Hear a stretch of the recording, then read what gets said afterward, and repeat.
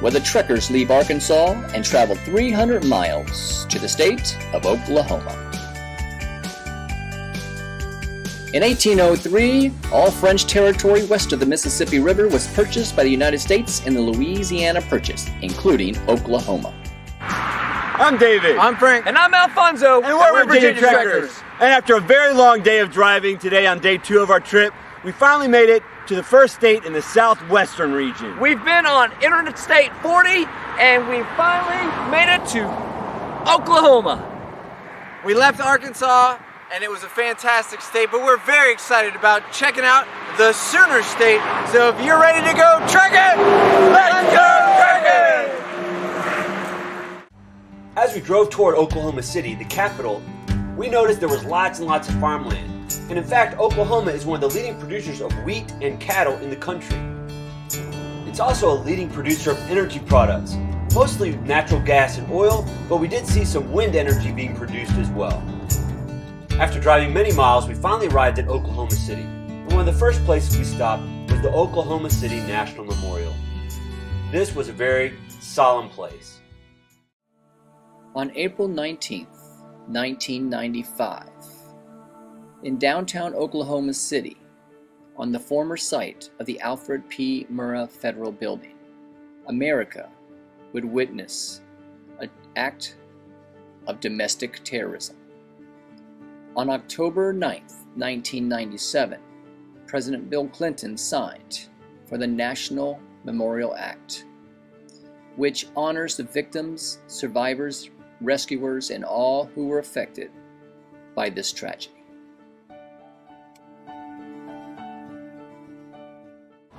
Well, we've made it to Oklahoma City. Our first stop is the Oklahoma City National Memorial. This is a very solemn place. There was a tragedy that happened on April 19th, 1995. This memorial was built for that tragedy. And behind me you see a reflecting pool. This actually used to be a street. And on this side of the street was a federal building where people worked for the government. And on that morning, there's a gate on this side that says 903 and on this side that says 901 because at 9:02 that morning, a bomb went off outside the building, killing 168 people, including children who were at a preschool there. This is the worst act of domestic terrorism in the United States history. Domestic terrorism means that it was an American that did the attack on fellow Americans. This memorial is very impressive. It both honors the people that died here in the building and as well as those that survived. We're going to take you around, show you this very impressive place. But please remember that it's a very serious event that took place in America's history, and we don't ever want it to repeat.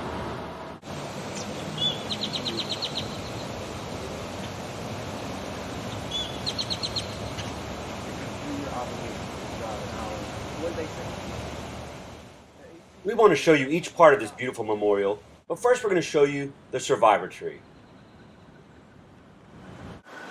Behind me, you see a 100-year-old American elm tree. It's known as the survivor tree. And it stood in the parking lot across the street from the federal building, and people used to park their cars here underneath for shade.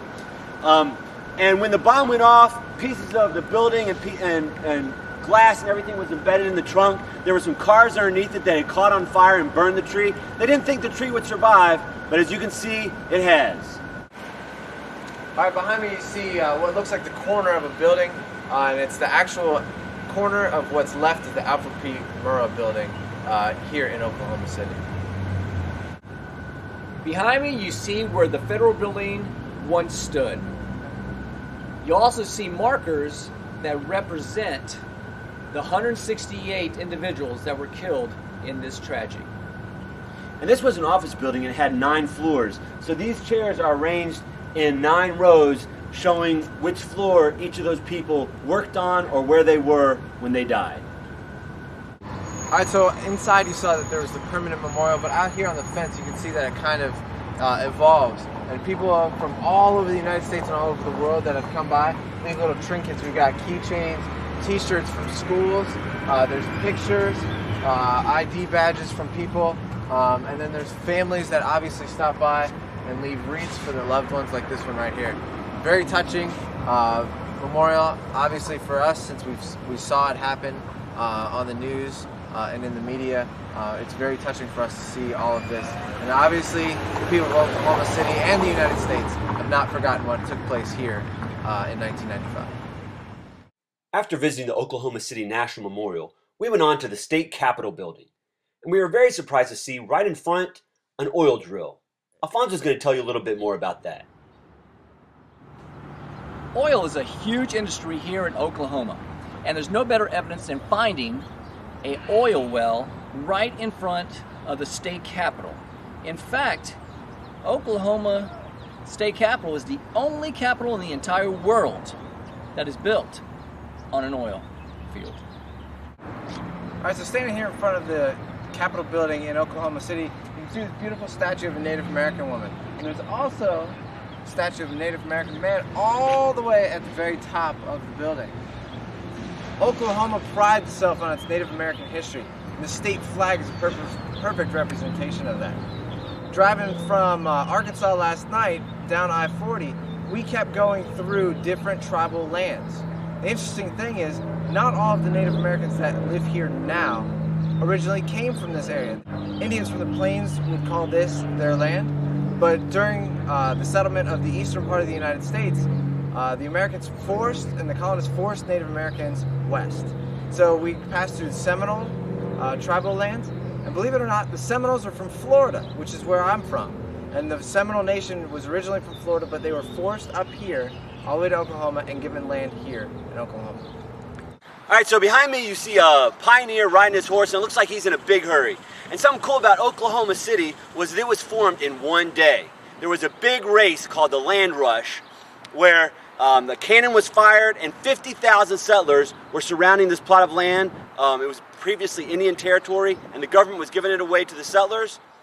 So at high noon on April 22nd, 1889, all these settlers rushed in and claimed their bit of land. So that's how Oklahoma City was formed in just one day, from a big race. Oh. This is my spot. I claim it. Well, now it's time to leave Oklahoma City and continue our trek through the state of Oklahoma. And as we were driving, we noticed some bad weather heading our way. Well, Oklahoma is in Tornado Alley, and we're getting ready to pass through some bad weather. So who knows, we might see a tornado for y'all. Well, unfortunately, we never did see a tornado. However, the rain cleared enough for us to stop and tell you a little bit about how Oklahoma lies in the Great Plains. All right, so we pulled off I-40 so you guys could see what we're looking at here as we're driving. We're here in the Great Plains of Oklahoma, and you can see that we've got a huge storm with thunder and lightning coming across the plains. The Great Plains run through 10 different states. None of them claim to have the nickname the Great Plains State. And it's a perfect place for agriculture. As you can see, there's tons of farmland around here. They grow a lot of our food, and not only food for people, but also food for animals. And of course, the Plains Indians used to live here as well. We also saw a lot of oil and gas drills, so we wanted to stop and show you one of the most interesting ones. All right, while driving through the state of Oklahoma, you can't avoid but seeing these. And this one's in the middle of a parking lot. It's crazy. We've seen them in the middle of cattle fields, and then now right here in the middle of Oklahoma City. And what it's doing is it's actually pumping either oil or natural gas from the earth, and then it will be collected and refined. Oil is going to be used in your automobiles, and then natural gas, if you have gas burning stoves and ovens, it may even be heating your homes right now. Well, it's day 3 of our trip to California, and we're getting ready to leave Oklahoma. Oklahoma City is an amazing place, a great place to come visit, especially for a place that was formed in only one day. And a little information before we go. Oklahoma was the 46th state admitted to the United States, which means that there were states west of Oklahoma that became states before Oklahoma. And in the background here, we've got some thunder coming, some thunderheads rolling across the plains. And tonight is a big night for the Oklahoma City basketball fans because the Oklahoma Thunder are trying to stay alive in the playoffs against the Miami Heat. So Oklahoma City, thunder up!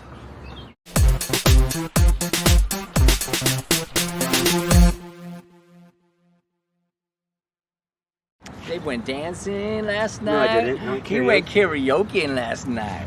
You should have heard him. He was rocking the house, boys and girls. Rocking it. Call me maybe. Go ahead, Henry. No. Isn't there an Oklahoma song?